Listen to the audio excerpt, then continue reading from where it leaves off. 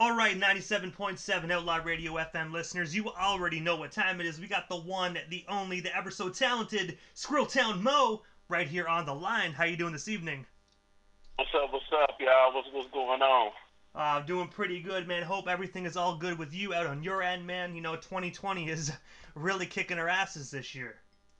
Oh yeah, man, it sure is, bro. We maintain it, man. Steady grinding. Hey, man, that's the best thing to do, man, is stay focused and keep your eye on the prize. Oh yeah, most doubt, man. What's going on? Not nothing much, man. But I do want to ask you though, man. I want to take you like right back to the beginning, man. Back when things are probably much more easier in everybody's lives. But I gotta ask you, man, what made you actually decide to get into the music industry? So I started doing music at 9 years old. I was writing music earlier on in life, writing songs. Then at 14, I started doing talent shows and stuff like that. At that time, I also got offered a development deal through RCA Records.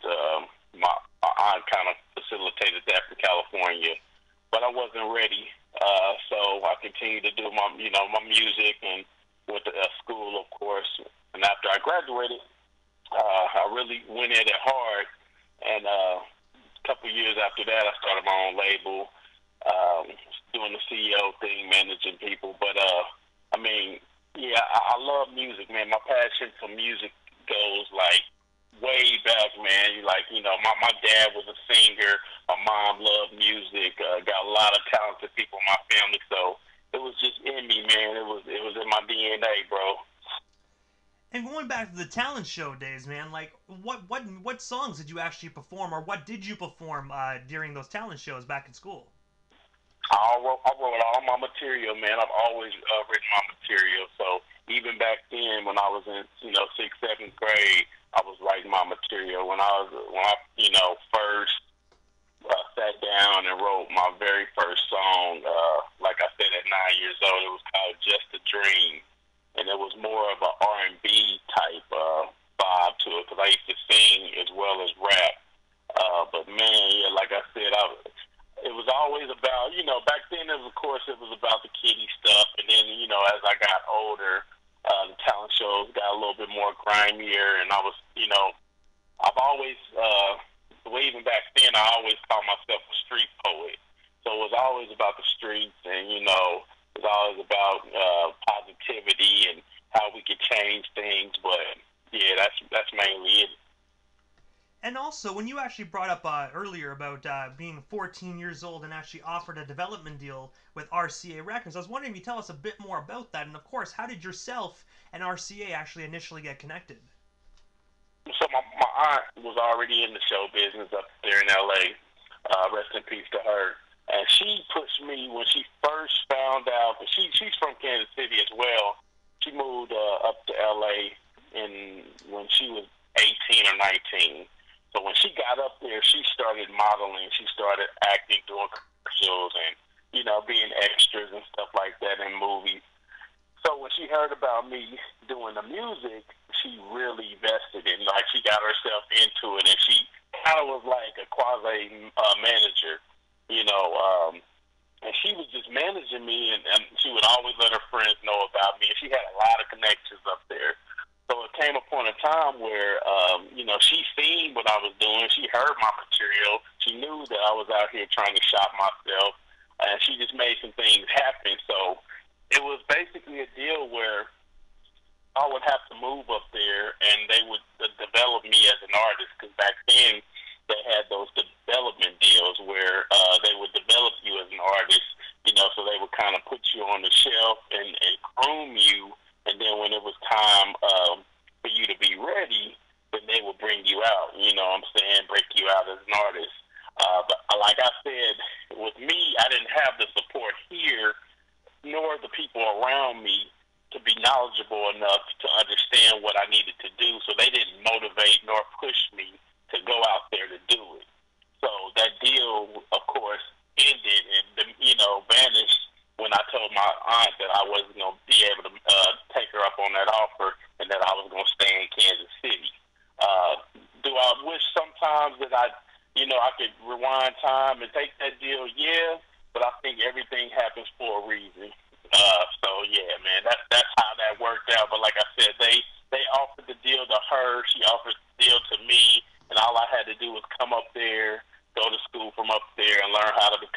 an artist, and I just, like I said, I didn't have I didn't have people behind me to support behind me to push me enough to make that move. So I declined the offer.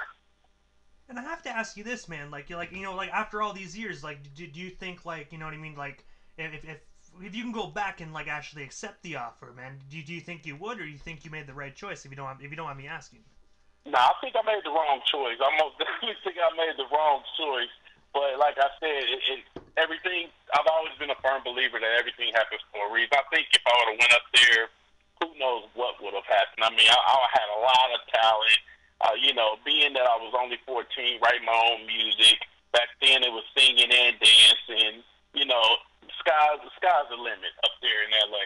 And LA was popping. And like I said, my aunt knew a lot of people, so she could really co-sign for me. So, I really think that things would have happened the right way, but I also think that, I probably wouldn't have learned what I learned as a teen being here in Kansas City and learning the streets and learning, how to survive and so forth. So I wouldn't have had the material to talk about like I have had, as being an artist for, when I was one back then. I had that material to talk about, but I think if I'd have got up there and then it got, I'd have been kind of, wealthy a little bit, then I wouldn't have really had as much to talk about. So.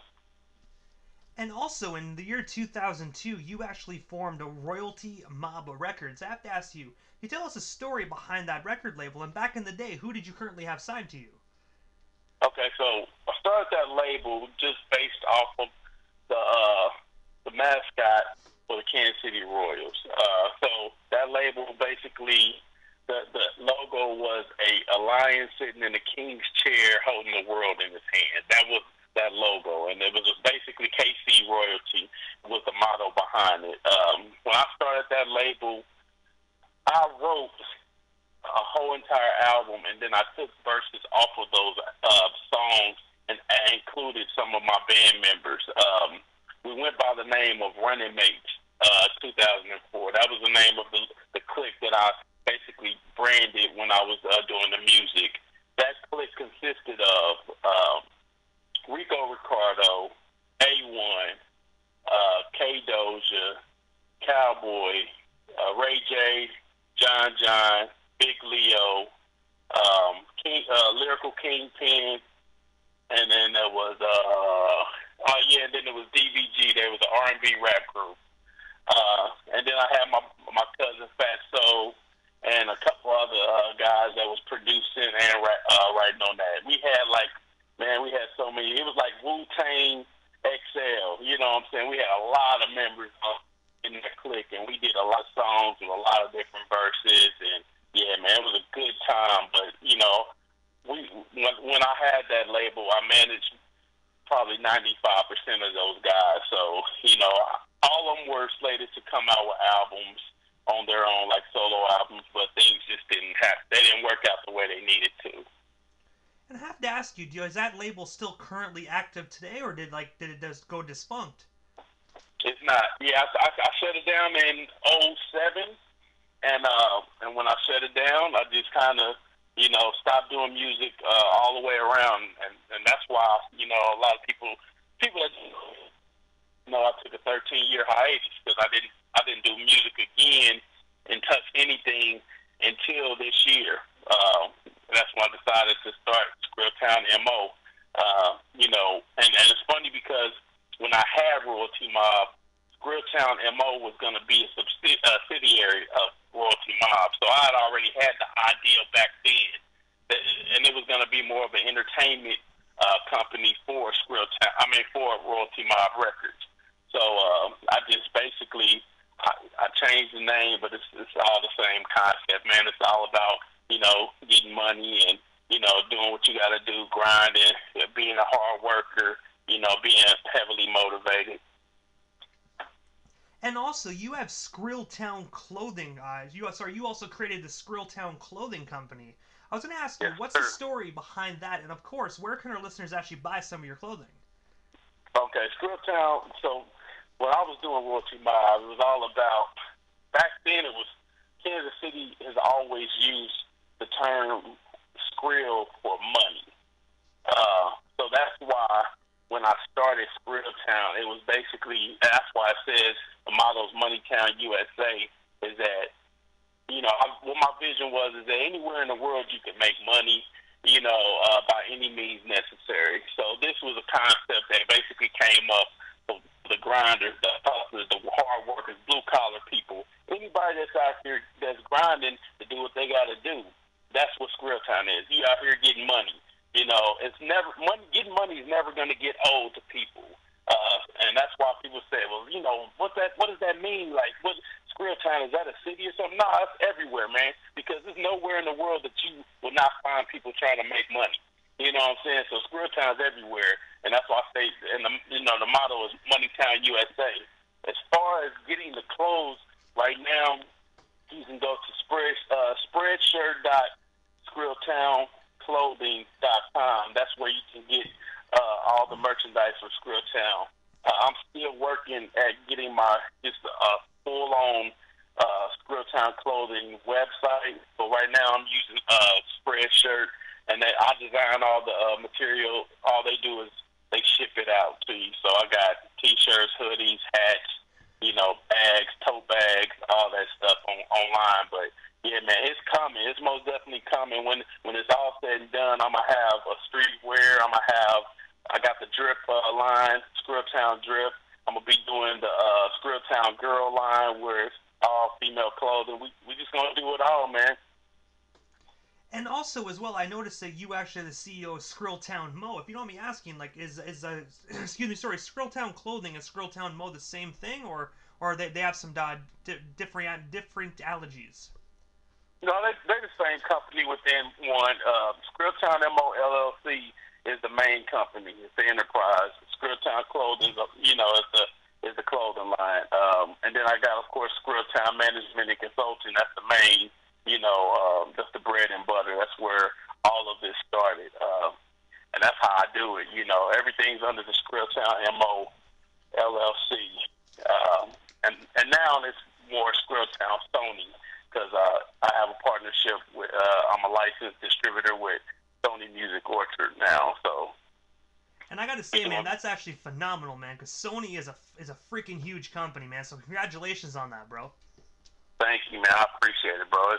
I'm blessed to say that, since I started the company in January, my primary goal for the management company was to get a distribution deal. And from January to September, I grinded, and by the 1st of September, I had one. So that's a blessing. And also, aside from the music tip things for a moment, I also noticed that you are an international best-selling author. I have to ask you, what made you actually decide to get into writing? And of course, where can our listeners actually snag some of your books?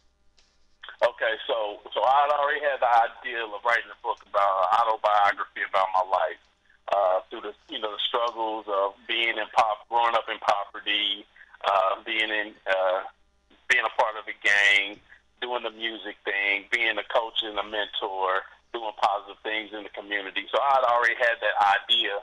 And shout out to Stephanie Paris, because I met her on Facebook.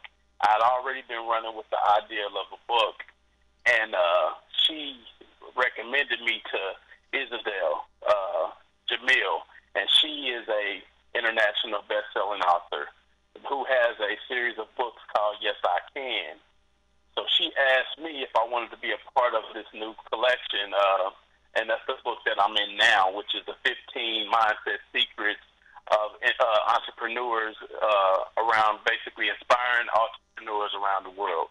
It's a tongue twister, but so that idea of being an entrepreneur and what made me become an entrepreneur came from the streets and the struggle and what I learned growing up. So in that book, you'll get pieces of what my life, like from day one all the way to becoming a well-known artist manager, and a former indie CEO. Now, where you can find that book at, my version will be out within the next, I would say, 2 to 3 weeks, and it's on Lulu.com. The main version is out now on Amazon, and like I said, it's ranked number one international bestseller. I think it turned that within like 48 hours. So it's a truly a blessing. And also, I have to ask you as well. Do you have any idea? Yeah, do you plan on writing any more books as well? Like you know what I mean? Like any more books? And if so, what ideas do you currently have? So right now I got two books that I'm slated to write. One's the autobiography, When the Odds Are Stacked Against You. I've been working on that idea for a while. And then the other one is going to be basically, I don't want to give it all away, but it's a journal of being a father, being a stepfather, a father, a baby daddy, and a single parent. And I've been all of them. I've been every last one. So I'm gonna do a book about it, and the trials and tribulations of being and within fatherhood. On every side of it, every aspect. And I also read as well that you were a talent scout at Charisma Entertainment Group LLC. I have to ask you, how did you get connected with them? And of course, how do individuals get on your radar? What do you look for in these artists? So shout out to Michael Black, CEO of Charisma Entertainment Group. If you don't know about Charisma, they're the ones that managed the group Levert and also managed Gerald Levert, their music careers. And then one of the vice president is like a multi-platinum producer. He's produced the likes of Luther Vandross, Levert, Erykah Badu, Nas, a whole bunch of people. But they reached out to me, man. One of the smartest things I've ever done is I did a LinkedIn account. I started a LinkedIn account. And shout out to Mike Boss, because if it wasn't for that LinkedIn account, I wouldn't have got the Sony deal as well. Him and L over there at Rich Nation, they made that happen, but it was through LinkedIn. So anyway, with Charisma, it was the same thing. I started that account, and, of course, I'm always promoting different things. And one day while I was at my regular job, I got a phone call from Michael Black, the CEO over there, and he said, he wanted to talk. And I said, I can't talk right now, but I'll call you later. So we talked later, and he offered me the position as being an A&R, and it's still in the works, like as far as in the beginning, so we haven't done a lot of business. But, yeah, I'm excited about the opportunity because, with them, it's kind of like a door opener.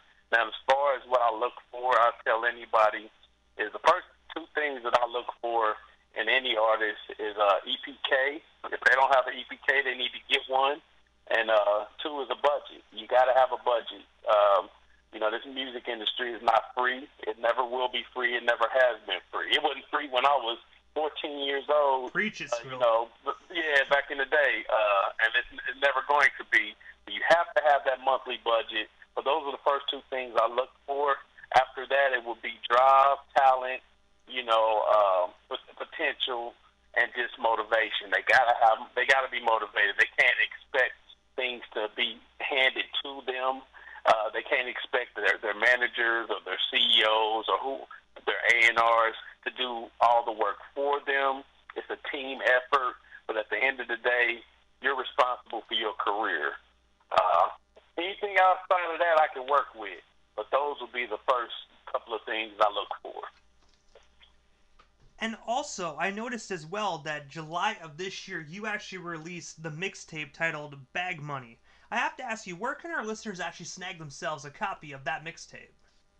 Man, Bag Money is everywhere. Bag Money is on every digital platform. It's one of the hottest mixtapes this summer, with a lot of phenomenal talent from all across the globe.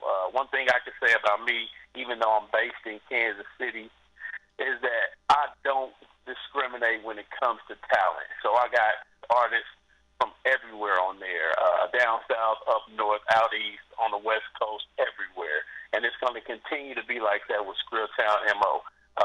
We have global artists. I have an artist that's in Ghana that is part of our team. And it's going to continue to be. But, that Bag Money, and if you don't have it, grab it. It's on Apple Music, Spotify, Pandora, Tidal, and any other ones you could think of. And like I said, you'll have a good time. I got bonus tracks on there. and everything, man. It's a good. It's something that you just put it in. Well, of course, you guys don't do CDs anymore, but you just put it on shuffle and just let it play.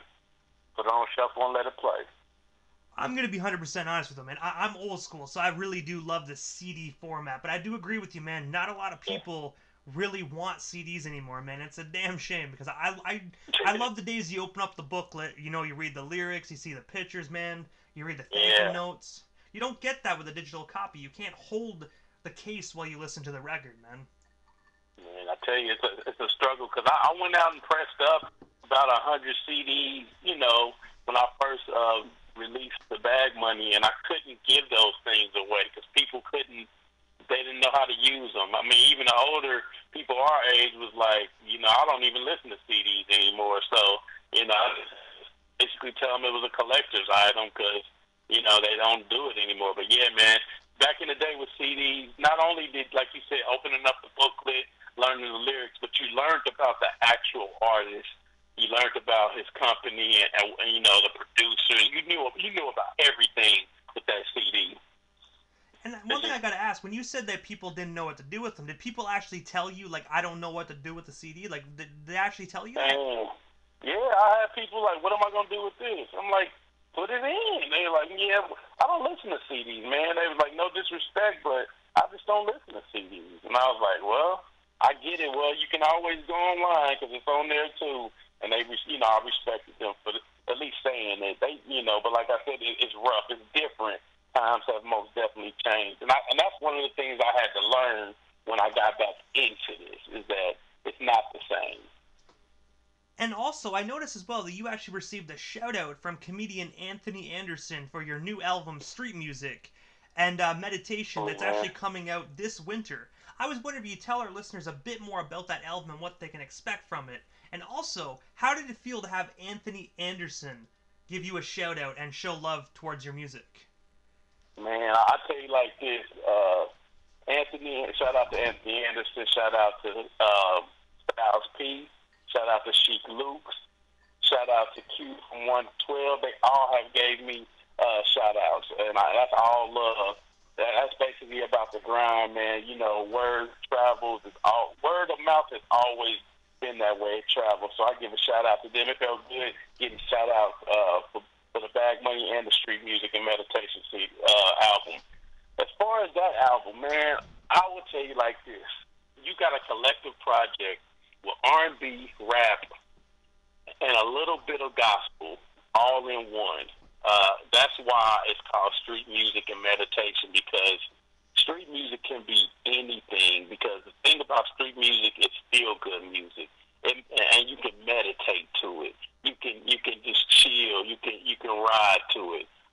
You know, even the grinders, the thugs, the hustlers, everybody, when they want to ease their mind, they listen to street music. When they want to meditate, they listen to street music. So this project right here has a lot, like once again, it's a lot of people on it, mostly from the Scrilltown MO management company, but I got other features on there, and they all are talented indie artists. And we got R&B, we got neo soul, we got gospel, we got rap, we got trap, we got pop, all in one.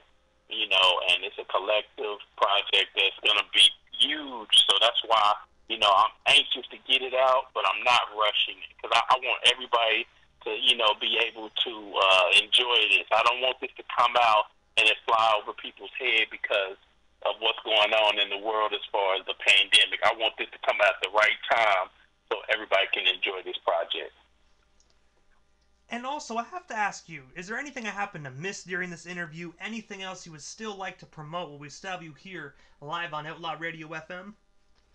For one, anything that's directly connected to Scrilltown MO, if you go on Spotify or Apple Music, we got a nice little catalog. We got the single that I've been pushing, the two singles that I've been pushing the most would be My Mama, featuring You've Been Saying, featuring Rector, and those are hot as fire. Neither one of them got the exposure they needed due to the pandemic. But I'm still going to push them, and I'm still going to do videos for both of them. Shout out to Rector up in Seattle, man. She's doing big things. Shout out to POG. But yeah, if anything, if you remotely just anything connected to Scrilltown MO or Fetty Skrills, just buy it, man. I mean, check it out, listen to it. We got a lot of stuff going on. Welcome to Scrilltown Radio comes on every Monday night at 7 p.m. Standard Time. I'm always interviewing new guests related to music or the community or any type of entertainment. So yeah, man, we just got a lot going on, and we are just gonna keep grinding all the way into 2021. And also, Skrill, this is the time in the interview that I give a chance for the individual that slides into the radio station airwaves. Just a chance to give shoutouts to whomever they want to give shoutouts to, and of course your social media handles. That way our listeners can follow you and stay updated on everything Scrilltown MO if they're not already doing so. Absolutely. So for one, I want to give a shout out to all my supporters, all my friends and family that support Scrilltown MO. But I got to give a shout out to the team. And, I'm going to go straight down the list. Well, first, shout out to the brand new A&R, Jess Dalby. She's going to show all kind of love to the team. We got a lot of new exciting things. Shout out to Ashley. Shout out to Mark Free, Bobby Lee, Mansa Ace, Queen, Tish, Young D. Lokester, Josh Cox. Shout out to Penthouse. Shout out to Jay Swag. And the list goes on and on. We got, and then as far as social media, on Instagram is Scrilltown MO Biz, B-I-Z. On Facebook is Scrilltown space MO. What else we got? You can always go to the website, but I need to update it. It's www.scrilltownmobusiness.com. And like I said, you can always catch me, every Monday night on Welcome to Scrilltown Radio, and that's at KUAW.org, and we're live on Facebook, YouTube, Twitter, and Periscope. And I got to say, Skrill, thank you so much for taking the time of your busy evening and coming on 97.7 Outlaw Radio FM, man. It truthfully was an honor and most definitely a privilege. Man, I appreciate the opportunity. Been trying to get with you, man, and we're going to continue to do business. You know what I'm saying? And I appreciate what you're doing. I see you doing big things out there in Canada. And, just keep it going, man. I really appreciate this, though. Hey, man, you are most certainly welcome. Anytime you need anything, any extra exposure, don't hesitate to hit me up, brother. My DM is always open for you. For sure, man, for sure. You have yourself a wonderful night, man, and most definitely stay safe out there. All right, y'all. One love, y'all. I'm out.